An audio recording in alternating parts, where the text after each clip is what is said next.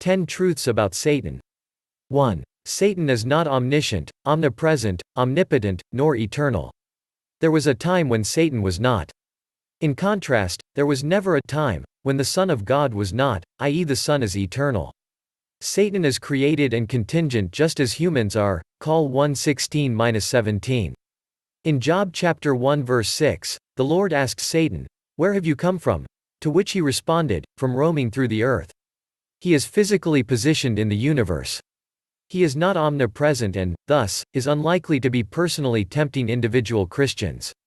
In Matthew chapter 4 and Job 1-2, he fails to know the future and his potency is shown to be limited by God. 2. Satan exercises his otherworldly dominion by way of a hierarchical, geographical, and militaristic strategy. In Matthew chapter 4, Satan legitimately offers Jesus the kingdoms of the world. These kingdoms seem to have a geographical and governmental nature.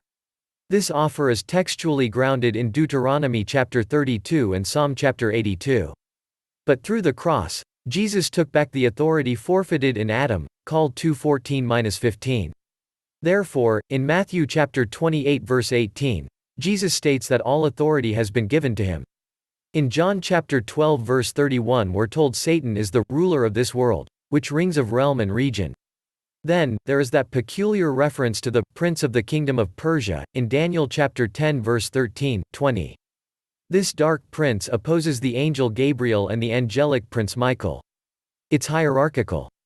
Experientially, this rings true.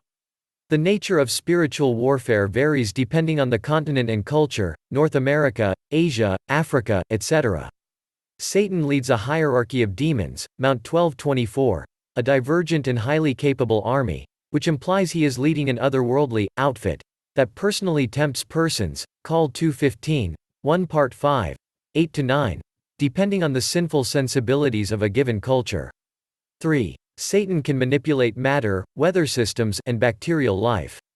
We see in Job 1 that Satan is able to manipulate matter and weather patterns and, in Job chapter 2 verse 8, he infects Job with a skin disease.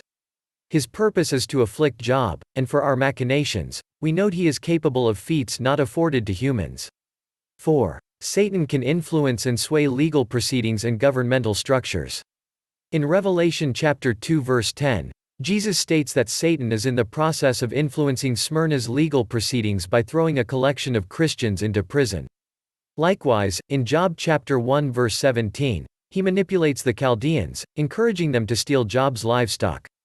Though we are not told how he exerts his influence, we surmise he is the agent of these activities. 5. Satan aggressively seeks to trap individual Christians. 1 Timothy chapter 3 verse 7 says he seeks to trap elders. He is spoken of as a federal head type of figure. His minions study individuals and then seek to tempt and twist them in accordance with particularized patterns of sin.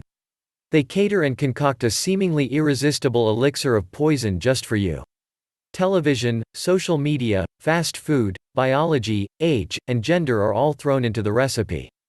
6. Satan is more skilled at deception than any other created being. John chapter 8 verse 44 says his nature is to lie. If his mouth is moving, he is lying.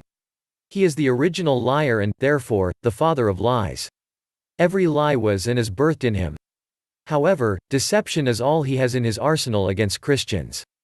As Colossians chapter 2 verse 15 teaches, this side of Calvary, Satan can accuse, but he knows, and his rebel realm know, that he has been reduced to utter fragility at the cross.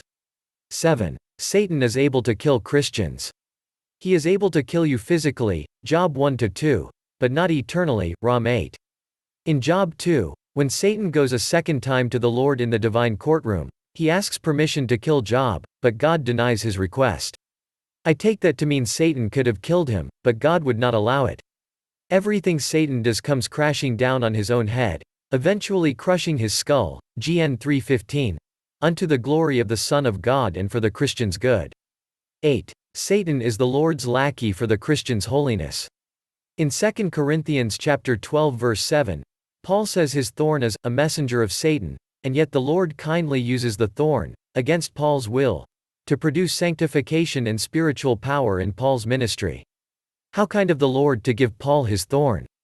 Satan plays the pawn in God's economy, and the thorn stays against Paul's will.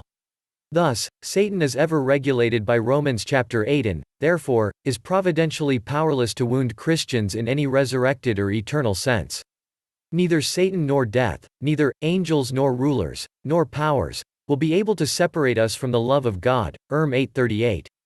9. Satan will be thrown into hell in the end.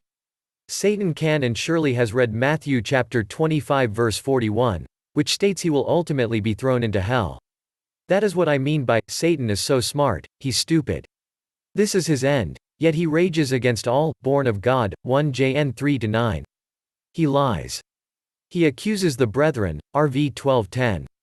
But he cannot succeed in bringing a guilty sentence upon the Christian anymore, called 2:14. 10. Satan is resistible.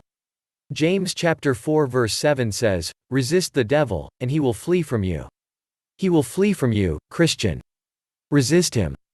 If Christians resist temptation, hold firm the promise of resurrection, and do not give in, do not accept the enemy's lies, and do not give in to his accusations, Satan will eventually depart.